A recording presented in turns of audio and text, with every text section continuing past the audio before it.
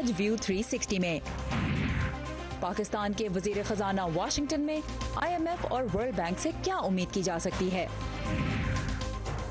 भारत में इंतखाबात कुछ ही घंटों दूर, वोटर्स क्या सोच रहे हैं। और डिजिटल मैपिंग टेक्नोलॉजी जो माजी में फिर से रंग भर रही है। अस्सलाम वालेकुम, वॉइस ऑफ अमेरिका के वाशिंगटन स्टूडियो में आप सबको खुशामदीद। व्यू 360 के साथ मैं हूं सारा जमान। पाकिस्तान के वजीर खजाना असद उमर IMF और वर्ल्ड बैंक की स्प्रिंग मीटिंग में शिरकत के लिए इस वक्त वाशिंगटन में है। इस मौके पर उनकी मुलाकात इन इदारों की आला क़यादत से होगी। ये मुलाकातें एक ऐसे वक्त में हो रही हैं जब पाकिस्तान की मईशत मुश्किलात का शिकार है और पाकिस्तान IMF से बेल आउट पैकेज के लिए मुज़ाकरात भी कर रहा है। एक नज़र डालते हैं पाकिस्तान की जो मईशत है उसकी सूरत हाल पे। अगर हम प्रोजेक्शंस देखें तो स्टेट बैंक ऑफ पाकिस्तान ने पाकिस्तान की जो मजमूई कौमी पैदावार है उसमें तरक्की की, उसमें इजाफे की जो प्रोजेक्शन का टारगेट पहले दिया था इस साल के लिए वो 6.2% था।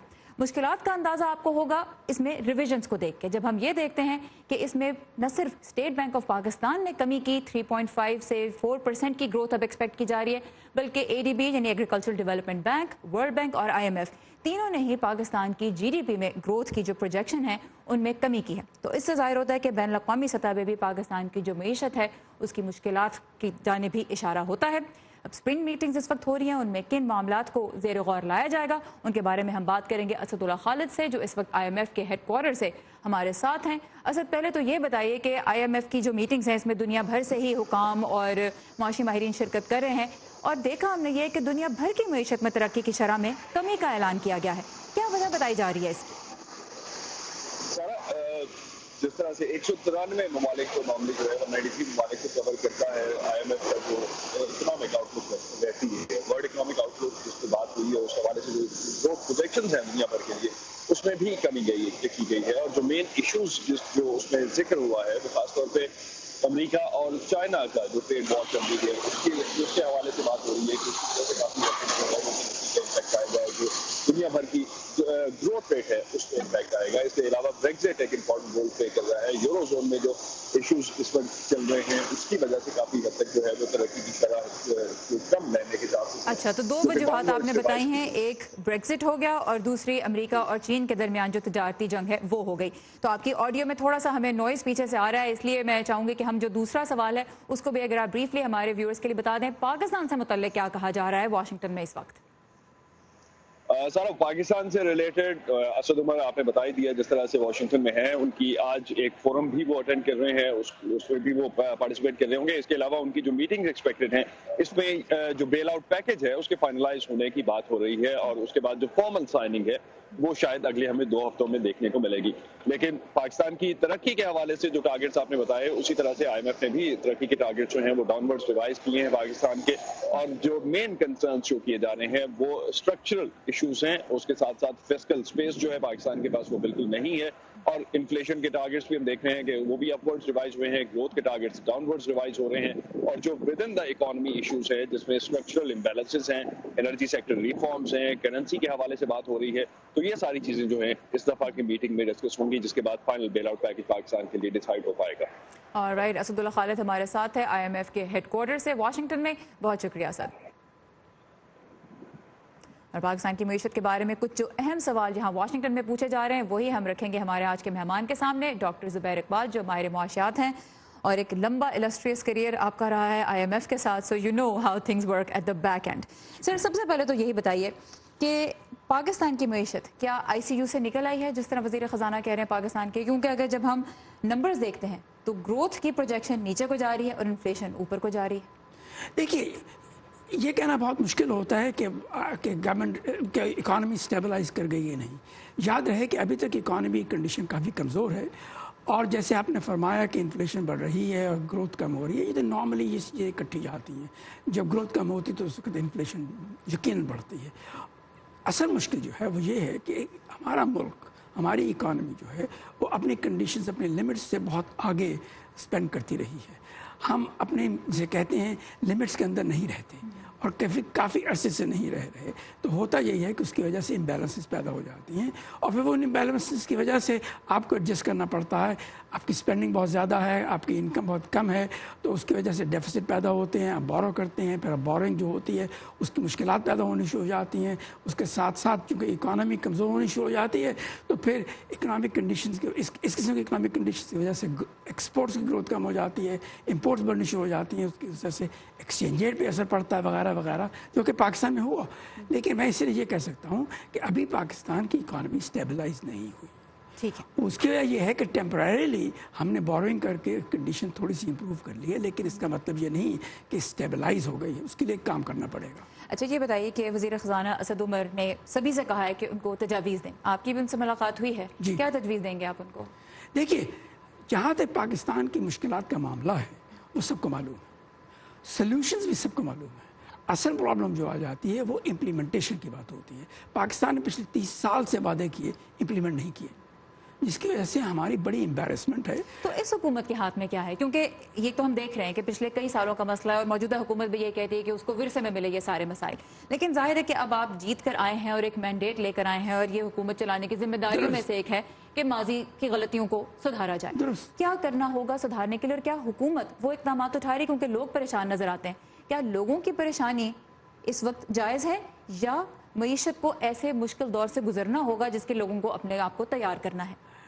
देखिए, आपने जो कहा बिल्कुल दुरुस्त फरमाया। जहाँ तक इस कंडीशन का मामला है, अगर लोग मुश्किल में हैं और इसके मुतालिक प्रोटेस्ट कर रहे हैं तो वो जस्टिफाइड है, लेकिन इसके साथ साथ ये भी देखना ज़रूरी है कि इकॉनमी की कंडीशन ऐसी है कि अभी कंडीशंस और ख़राब होंगी, अभी इन्फ्लेशन और बढ़ेगी, अभी ग्रोथ और कम होगी, अभी अनएम्प्लॉयमेंट और बढ़ेगी, उसके बाद कंडीशंस बेहतर होना शुरू हो जाएंगी, लेकिन उसमें वक्त लगेगा। उसमें आपको पॉलिसी इम्प्लीमेंटेशन करना होगी जो कि अब तक ठीक तरह से नहीं की गई।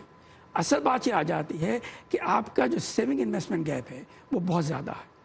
इसकी वजह से उसकी बेसिक वजह ये है कि आपका जो बजट है वो बहुत डेफिसिट में रहता है। अगर आप उस बजट के डेफिसिट को कम करते हैं तो उसकी वजह से आपकी एक्सटर्नल फाइनेंसिंग रिक्वायरमेंट जो है वो भी कम हो जाती हैं। अब जब ये हुकूमत बात करेगी IMF से बेल आउट के लिए, उसको फाइनलाइज करना है, क्या एक्सपेक्ट कर सकते हैं हम इन मीटिंग्स में भी IMF वाले और वर्ल्ड बैंक वाले पाकिस्तान को क्या कहेंगे, पाकिस्तान उन्हें क्या कहेगा, क्या कहना चाहिए? देखिए, जहाँ तक IMF का ताल्लुक है तो बहुत सिंपल स्ट्रेट सी बात करते हैं, वो ये है कि देखिए, अगर आपने रिकवर करना है तो उसके लिए आपको सेविंग्स बढ़ानी होगी और गवर्नमेंट एक्सपेंडिचर कंटेन करना होगा ताकि बजट डेफिसिट कम से कम होता चला जाए। अगर आप नहीं कर सकते तो उसमें मुश्किलात आएंगी। इनको करने के लिए आपको 3-4 बड़ी अहम चीज़ें करनी होती हैं। एक तो आपको स्ट्रक्चर रिफॉर्म्स करनी होंगी जिसमें 3 चीज़ें बड़ी अहम हैं। एक तो एनर्जी सेक्टर है, दूसरा स्टेट एंटरप्राइजेज है। पाकिस्तान के स्टेट एंटरप्राइजेज हर वक्त खसारे में रहते हैं। वो खसारा बहुत नुकसानदेह है क्योंकि वो सब्सिडीज़ पे चलता है। सब्सिडीज़ कौन देता है? गरीब लोग देते हैं, अमीर लोग नहीं देते। तो अगर टैक्सेस बढ़ते हैं तो उसकी वजह से ये जो स्टेट एंटरप्राइज हैं इनको आप इम्प्रूव कर सकते हैं, इनकी सब्सिडी भी इम्प्रूव कर सकते हैं, पर प्राइवेट गरीब लोगों पर उसका बुरा असर नहीं पड़ता। लेकिन ये ज़रूर करना ज़रूरी हो जाता है। तीसरी बात ये आ जाती है कि आपने एक्सटर्नल सेक्टर जो है उसको कैसे फिक्स करना है। वो खुद ब खुद तो फिक्स नहीं होगा। इम्पोर्ट्स बहुत ज़्यादा हैं, एक्सपोर्ट्स कम हैं और नहीं बढ़ रही। इसकी वजह एक तो एक्सचेंज रेट है, दूसरी बात डोमेस्टिक डिमांड है।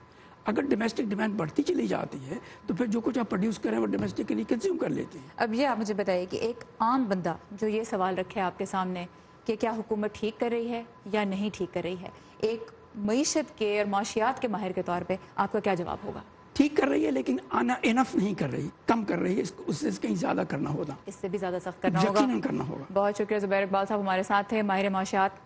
उम्मीद है कि ये इशू जो है ये इस तरह से आहिस्ता आहिस्ता प्रोग्रेस करे कि ओवरऑल पाकिस्तान की जो इकॉनमी है वो उस स्टेज पे बहरहाल पहुंच जाए जिस पे ज़रूरत है। लेकिन आपको ये कहना है कि मज़ीद सख्त इक़दाम करने होंगे, और जिसका मतलब ये है कि अवाम को, पाकिस्तान के अवाम को अभी एक मज़ीद सख्त वक्त के लिए अपने आप को तैयार करना होगा।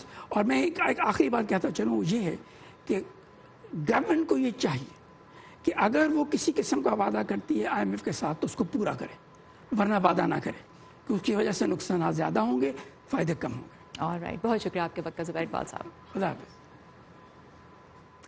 نیوزی لینڈ کی مساجد پر حملوں کی ویڈیو سوشل میڈیا پہ نشر ہونے کے بعد امریکہ میں بھی یہ غور کیا جا رہا ہے کہ کس طرح سوشل میڈیا پلیٹ فارمز کو محفوظ بنایا جائے اور آزادی اظہار رائے کی راہ میں کسی قسم کی رکاوٹ کھڑی کیے بغیر انتہا پسند مواد کی تشہیر روکی جائے۔ اس سلسلے میں امریکی ایوان نمائندگان میں ایک سماعت منعقد کی گئی جس میں قانون سازوں نے گوگل اور فیس بک کے اہلکاروں سے ان کمپنیوں کی پالیسیز جاننے کی کوشش کی۔ تفصیلات کے لیے ہم چلیں گے نیلوفر مغل کی جانب جو اس وقت کیپٹل ہل سے ہمارے ساتھ ہیں۔ نیلوفر، کیا نتائج سامنے آئے؟ سارا، کل جب یہ سماعت ہوئی تو فیس بک اور گوگل نے امریکی قانون سازوں کو یہ بتایا کہ سوشل میڈیا کمپنیز جو ہیں وہ اپنے اپنے پلیٹ فارم پر نسل پرستانہ، آزادی اظہار اور اس سے متعلق جتنا بھی مواد ہے وہ اس پر اپنے نگرانی کا کام جاری رکھے ہوئے ہیں اور اس کی روک تھام کے لیے وہ اقدامات بھی کر رہے ہیں۔ لیکن سب سے اہم بات جو دیکھنے میں آئی وہ یہ کہ ریپبلکن اور ڈیموکریٹس جو قانون ساز ہیں وہ بنیادی حقائق پر ہی متفق نہیں ہے، یعنی کہ کس کو اس کا ذمہ دار ٹھہرایا جائے اور اس کی روک تھام کے لیے کس قسم کے اقدامات کیے جائیں اور سب سے بڑا خطرہ کیا ہے۔ مزید جانتے ہیں اس رپورٹ میں۔ ایک چرچ، ایک یہودی عبادت گاہ اور ایک مسجد پر ہونے والے وہ حملے جو سوشل میڈیا پر پھیلائے جانے والے سفید فام نسل پرست نظریات سے متاثر ہو کر کیے گئے۔ دنیا بھر کے ساتھ فوری رابطے کے جدید دور میں سفید فام نسل پرست group social media platforms پر مختلف رنگ اور مذہب والی اقلیتوں کو نشانہ بناتے ہیں۔ 2007 سے امریکہ بھر میں دائیں بازو کے انتہا پسندانہ حملوں میں اضافہ ہوا ہے، لیکن یہ ایک عالمی مسئلہ ہے اور نیوزی لینڈ کے واقعے کی ویڈیو کی لائیو سٹریمنگ نے ایک بڑا چیلنج کھڑا کر دیا۔ ہم نے حقیقت میں 12 لاکھ ویڈیوز کو سٹریمنگ سے روکا اور پہلے 24 گھنٹوں میں 3 لاکھ اضافی اپلوڈز ڈھونڈنے میں کامیاب ہوئے۔ لیکن 2 بلین سے زیادہ لوگوں کی آزادی اظہار کی نگرانی کرنا کئی مشکل ہے۔ چونکہ نفرت پر مبنی پیغامات کے لیے اکثر دیکھے جا سکنے والے کی بجائے سنے جا سکنے والے مواد پر انحصار کیا جاتا ہے، ان کا پتہ چلانا مشکل ہوتا ہے۔ پھر اکثر اس بارے میں بھی اختلاف رائے پایا جاتا ہے کہ یہ سیاسی گفتگو کے زمرے میں آتا ہے۔ دوسری جانب اگر بہت زیادہ نگرانی کی جائے تو اس سے غیر ارادی طور پر ایسی آوازوں کی بھی بندش ہو سکتی ہے جو ان اہم موضوعات کو اٹھانا چاہتی ہیں۔ لیکن سوشل میڈیا کمپنیز قانون کے مطابق اپنی پلیٹ فارمز پر چھپنے والے مواد کی ذمہ دار نہیں ہیں۔ سفید فام نسل پرستی کی کبھی بھی فیس بک پر اجازت نہیں تھی، لیکن حال ہی میں کمپنی نے اس پر پابندی کا دائرہ کار بڑھا دیا ہے۔ ہم نے اس پالیسی کے دائرے میں سفید فام قوم پرستی اور علیحدگی پسندی کی تعریف، حمایت اور نمائندگی پر پابندی بھی شامل کر دی ہے۔ ہم سمجھتے ہیں کہ یہ نظریات تشدد کے مقصد کے ساتھ برتری سے جڑے ہیں۔ ڈیموکریٹس کے مطابق صدر ٹرمپ کے تارکین وطن کے بارے میں بیانات اور 2017 میں شارلٹسول کے خونی مظاہرے پر ان کے رد عمل سے نفرت پر مبنی گفتگو کی حوصلہ افزائی ہوئی۔ صدر ٹرمپ اس سے انکار کرتے ہیں، لیکن سفید فام برتری کی سوچ کے خطرات امریکی قانون نافذ کرنے والے اداروں پر واضح ہیں۔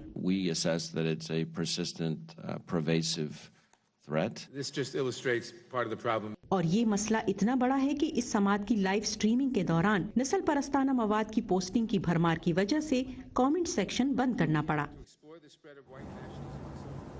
رپورٹ ہم نے دیکھی۔ اب یہاں پہ یہ میں دیکھ رہی تھی کہ اس سماعت پہ کچھ جنوبی ایشیائی اور مسلمان تنظیموں کی جانب سے بہت تنقید بھی کی جا رہی ہے، اس کے بارے میں کچھ بتائیے۔ سارا، یہاں پر یہ بات میں بتانا چاہوں گی کہ ابھی جب سماعت ہوئی نہیں تھی تو اس سے پہلے ہی اس سماعت کے طریقہ کار اور اس کے شرکاء کے بارے میں تحفظات کا اظہار کیا گیا۔ یعنی اقلیتوں کے حقوق کے لیے کام کرنے والی کم از کم 20 ایسی تنظیموں نے مسلمانوں، سکھوں اور یہودیوں اور تمام جو مذہبی اقلیتیں ہیں ان کو اس سماعت میں نہ شامل کرنے پر اپنے تحفظات کا اظہار کیا۔ ان کا کہنا تھا کہ سماعت میں ایسے لوگوں کو جگہ دی گئی جو کہ نفرت پر مبنی جرائم کا باعث بنتے ہیں۔ انہوں نے یہ تجویز دی ہے کہ آئندہ جو بھی سماعتیں منعقد کی جائیں کانگریس کو چاہیے کہ وہ جامع ہو، کیونکہ یہ ایک بہت بڑا مسئلہ ہے اور اس میں تمام مذہبی اقلیتوں کو شامل کرنے کی دعوت دی جائے۔ کیونکہ ہم نے دیکھا کہ اس سماعت میں مسلمان بھی موجود تھے، ڈاکٹر ابو صالح ان کا نام ہے، اور اس کے علاوہ یہودی تنظیموں سے بھی تعلق رکھنے والے لوگ تو تھے، لیکن آئی تھنک جو بڑا ایک ایشو جس طرح آپ نے بھی اشارہ کیا کہ ایک بڑا ایشو یہ تھا کہ جو مختلف اقلیتیں جو نسل پرست مواد سے متاثر ہوتی ہیں، جن کو اس سے سب سے زیادہ خطرہ ہوتا ہے، ان کی آواز کو مؤثر طور پہ اس میں شامل نہیں کیا گیا اور ایسے لوگوں کو بھی پلیٹ فارم دیا گیا جو اس طرح کا مواد شیئر کرتے ہیں جس میں نسل پرستی کا عنصر ہے، سفید فام نسل پرستی کا عنصر ہے، جس سے مختلف اقلیتوں کو خدشہ ہے اپنے تحفظ کے بارے میں۔ سو نیلوفر مغل ہمارے ساتھ ہیں کیپٹل ہل سے۔ تھینک یو ویری مچ نیلوفر۔ اسرائیل کے موجودہ وزیر اعظم بنجامن نیتن یاہو 5ویں مرتبہ ملک کے وزیر اعظم بنتے نظر آ رہے ہیں۔ وہ اسرائیل کی تاریخ کے پہلے ایسے سیاستدان ہوں گے جو 5 مرتبہ یہ عہدہ سنبھالے گا۔ इसराइल में पार्लिमानी इंतखाबात में उन्हें कड़े मुकाबले का सामना रहा। गैर हतमी नताइज के मुताबिक नेतन्याहू की जमात लाइकुद पार्टी और उसके मद्दे मुकाबिल ब्लू एंड वाइट पार्टी ने 35-35 नशिस्तें हासिल की। जीत का ऐलान तो ब्लू एंड वाइट के कायद बेनी गैंट्स ने भी किया, लेकिन हुकूमत बनाने के लिए पार्लियामान की 120 में से 61 नशिस्तों की जरूरत है और नेतन्याहू दाएं बाजू की जमातों के साथ इत्तेहाद कायम करके 65 सीटें हासिल कर सकते हैं।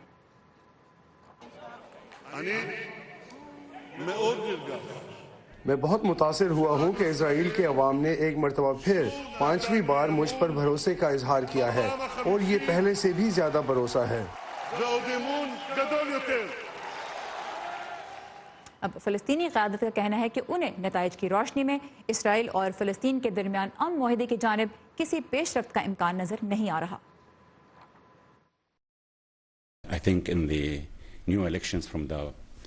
मेरे ख्याल में वोटिंग के नताइज से ये वाज़ेह है कि जहाँ तक फ़लस्तीनियों का ताल्लुक है तो इसराइली मौजूदा हालात का तसलसल ही जारी रखना चाहते हैं। मेरे ख्याल में पार्लियामान की 120 में से सिर्फ 18 नशिस्तों पर वो लोग मुंतखब हुए जो 1967 की सरहदों के मुताबिक 2 रियासती हल की हिमायत करते हैं। अब इसराइली इंतखाबात के हतमी नताइज सामने आने के बाद इसराइल के सदर र्यूवन रिवलिन उस जमात के कायद को हुकूमत बनाने की दावत देंगे जिसके दीगर जमातों के साथ इत्तेहाद कायम करने का बेहतरीन इम्कान होगा। कल से भारत में इंतखाबात का आगाज हो रहा है। वोटिंग 7 मराहिल में होगी जिसका इख्तिताम 19 मई को होगा। वज़ीर-ए-आज़म नरेंद्र मोदी खुद को एक मजबूत, कौम परस्त और तरक्की के ज़ामिन रहनुमा के तौर पर पेश करके दोबारा इक़्तिदार में आना चाहते हैं। अब मुहिम के दौरान मोदी जी ने बढ़ती हुई बेरोजगारी और पसमानदा इलाकों के मसाइल को उभारा है, लेकिन वोटर्स क्या सोच रहे हैं, यही जानने के लिए वॉइस ऑफ अमेरिका ने बात की भारत में आबादी के लिहाज से सबसे बड़ी रियासत उत्तर प्रदेश के लोगों से। सौंडा के गांव में अपने गन्ने की फसल की कटाई में मसरूफ ये किसान उन वादों को याद कर रहा है जो 5 साल पहले मकबूलियत की लहर पर सवार होकर कामयाबी हासिल करने वाले वज़ीर-ए-आज़म नरेंद्र मोदी ने किए थे। झूठे सपने दिखाते हैं मोदी जी, झूठे सपने नहीं दिखाने के। किसान के दुगने दाम दिखाए, दुगना दाम देंगे हम, कुछ भी नहीं दिया, क्या दिया हमें। वो वादे जो इसके मुताबिक पूरे ना हुए, इसके बावजूद भी ये किसान नरेंद्र मोदी की भारतीय जनता पार्टी को वोट देने का इरादा रखता है, क्योंकि बकौल इसके सामने कोई बेहतर मुतबादिल नहीं। खेतों की गिरती हुई आमदनी से देही इलाकों में पाई जाने वाली बेचैनी को दिसंबर में होने वाले इंतखाबात में बीजेपी की 3 रियासतों में नाकामी की वजह करार दिया गया। लेकिन पार्टी को उम्मीद है कि छोटे खेत मालिकान को सालाना $85 की माली इमदाद के हाल ही में किए जाने वाले इकदाम से इसकी मकबूलियत बढ़ेगी। उससे हमारा खर्चा तो चल जाता है, पानी का, खाद का, इससे तो होता है। पहले जो लाए कमा के उसमें लगा दिया।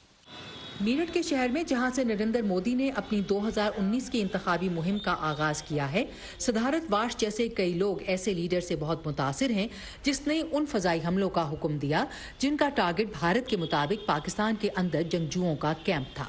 इंडिया में मेरे काफ़ी अच्छा इंप्रूवमेंट है, हमारी इंडिया काफ़ी अच्छी डेवलपमेंट होती जा रही है, इकोनॉमिकल कंडीशन अच्छी होती जा रही है। अगर हम बात करें कि अभी हाल फिलहाल में पाकिस्तान का जो भी हमारा वो हुआ है उसमें हमने काफ़ी अच्छा उनको जवाब दिया हर चीज़ में, तो because of ma'am Modi ji हैं। लेकिन बहुत से नरेंद्र मोदी के रिकॉर्ड पर सवाल भी उठा रहे हैं। मुजाहिद मंसूरी गाय तहफ़्फ़ुज़ कारकुनान की जानिब से बढ़ते हुए मुसलमान मुखालिफ फ़िरका वाराना तशद्दुद से फिक्रमंद हैं और कहते हैं कि नरेंद्र मोदी अपना 2014 का मजीद मुलाजमतें पैदा करने का वादा पूरा नहीं कर पाए। हमें अपने घर में खाना खाना है, हमारे बीवी बच्चे हैं, हमें उन्हें पालना है। हमें तो ये चाहिए हमारा अच्छा रोज़गार हो और बाकी किसी चीज़ से लड़ाई झगड़ा में कोई नहीं चाहिए। इन शहरों और देहातों में नरेंद्र मोदी के लिए हिमायत मौजूद है और पोल्स के मुताबिक इनका इस रियासत की 80 पार्लिमानी सीटों में से 50 जीतने का इम्कान है। फिर भी ये तादाद 2014 के इंतखाबात से कम है जब उन्होंने 71 सीटें हासिल की थीं। उत्तर प्रदेश में 2 ताकतवर इलाकाई जमातों के इत्तेहाद ने मुकाबला सख्त बना दिया है, लेकिन सियासी माहिरीन के मुताबिक नरेंद्र मोदी के इमेज की वजह से बीजेपी को फिर से कामयाबी की उम्मीद है। क्या वो अक्सरियत हासिल कर पाएंगे, ये एक सवालिया निशान है। लेकिन कुछ लोग हैं जो उन्हें दूसरा दौरे हुकूमत और वक्त देना चाहते हैं, क्योंकि वो उन्हें ऐसे शख्स के तौर पर देखते हैं जो नताइज दे सकता है, एक मजबूत लीडर जो रिस्क ले सकता है। तो देखते हैं, लेकिन आज मुल्क पहले से ज्यादा मुनक़िस्म है। उत्तर प्रदेश जैसी बड़ी और मरकजी रियासतों के वोटर्स का फैसला भारत के इन अहम इंतखाबात के नतीजे की बुनियाद बनेगा। अंजना पसरीचा के साथ Ayesha Khalid, voice of America. Voice of America की स्पेशल रिपोर्ट। अब एक आदमी एक मकाऊ रकम जेब में रख के लेके जाएगा लेने के लिए, पता लगेगा मेडिसिन नहीं आ रही। State of health. मेरी अम्मा का अटैक हुआ था फालेज का, व्हील चेयर आपने देखी थी, चलने की काबिल ही नहीं थी। पाकिस्तान में निजाम सेहत की सूरत हाल का जायजा। डिलीवरी केसेस आते तो वो भी अपने आप अपनी मदद आप ही जाते हैं, तो एम्बुलेंस ना होने के बराबर है। ये डेटा 100% सही पूरी दुनिया में कहीं भी नहीं हो सकता। प्रोग्राम व्यू 360 में देखिए व्यू 360 पीर से जुमा शाम 7:30 बजे आज न्यूज पर।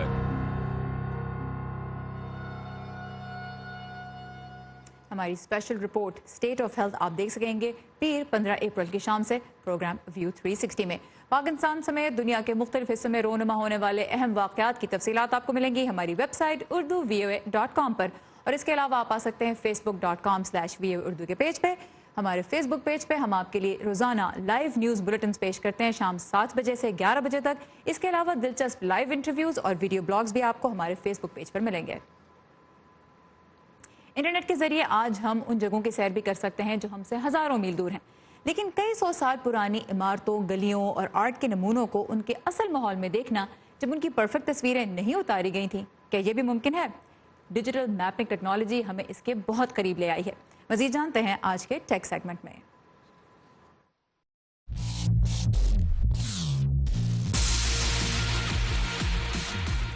तारीखदान फन की तारीख को नक्शों की कंप्यूटर मैपिंग नामी टेक्नोलॉजी से मिलाकर माजी को एक नए रुख से देखने के काबिल हो रहे हैं। हकीकत में ये आपको सोचने पर मजबूर करता है कि लोग इन जगहों पर किस तरह रहे और किस तरह नकलो हरकत की। फन के इन नमूनों का क्या मतलब था और उनके असल माहौल में इन फनकारों को किस तरह देखा जाता था। इस मकाम के माहौल को बेहतर तौर पर समझने के लिए जहां से ये फनी नमूने मिले, 3D एनिमेशन और डिजिटल मैपिंग आसार कदीमा और तारीखी मकामात को खोजने और इन पर तहकीक करने में मददगार साबित हो रही है। कंप्यूटर साइंसेस और आम कंप्यूटर्स हत्ता कि लैपटॉप्स तक की टेक्नोलॉजी में आने वाली जिद्दत से तारीखदानों के लिए इस किस्म का काम बहुत आसान हो गया है। डेटा में सदियों पुरानी मालूमात मौजूद हो सकती है, जैसे कि ब्राजील के शहर रियो डी जनेरो की तारीख दिखाने वाला ये नक्शा। विजुअलाइजिंग द माउंटेन स्टेट नामी इस प्रोजेक्ट में तहकीककारों ने चीन के चिंग डायनेस्टी इंपीरियल पार्क के डिजिटल नक्शे और 3D मॉडलिंग को मिलाया है। उन्होंने इसमें सर्वे मैप्स और तारीखी ज़राए जैसे वुड ब्लॉक प्रिंट्स और 18वीं और 19वीं सदी के मतन और पेंटिंग्स को इस्तेमाल करके दिखाया है कि किस तरह वक्त के साथ इस पार्क में तब्दीली आई। खुफिया फ्लोरेंस नामी प्रोजेक्ट में निशात सानिया के मरकज इस शहर की फनी तारीख जानने के लिए हकीकत को उजागर किया गया है। सारिफीन इटली के इस कदीम शहर की सैर के दौरान एप्लीकेशन में 16वीं सदी के नक्शे को इस्तेमाल कर सकते हैं। आप हकीकी माहौल में तारीखी शवाहिद, तारीखी ख्यालात और तारीखी अशिया की तहें बना सकते हैं। मेरे ख्याल में डिजिटल आर्ट हिस्ट्री की बेहतरीन बात यह है कि ये हमें हर तरह का नया उफक देती है, पुराने सवालों के जवाब और नए सवालों का मौका देती है। और माजी की ज्यादा मालूमात हासिल होने से आज के दौर में शहरों में आर्ट की नुमाइश के बारे में समझ में मजीद इजाफा होता है। एलिजाबेथ ली के साथ वरदा खलील, वॉइस ऑफ अमेरिका। इसी के साथ खत्म होता है आज का व्यू 360। आपकी फीडबैक का हमें इंतजार रहेगा। इसके लिए आइए facebook.com/voa उर्दू के पेज पे, और ताज़ा तरीन खबरों के लिए लॉग ऑन कीजिए हमारी वेबसाइट urduvoa.com पर। इसके अलावा आप ट्विटर और इंस्टाग्राम पे भी हमें बआसानी फॉलो कर सकते हैं। सारा ज़मान को भी इजाज़त दीजिए। खुदा हाफ़िज़।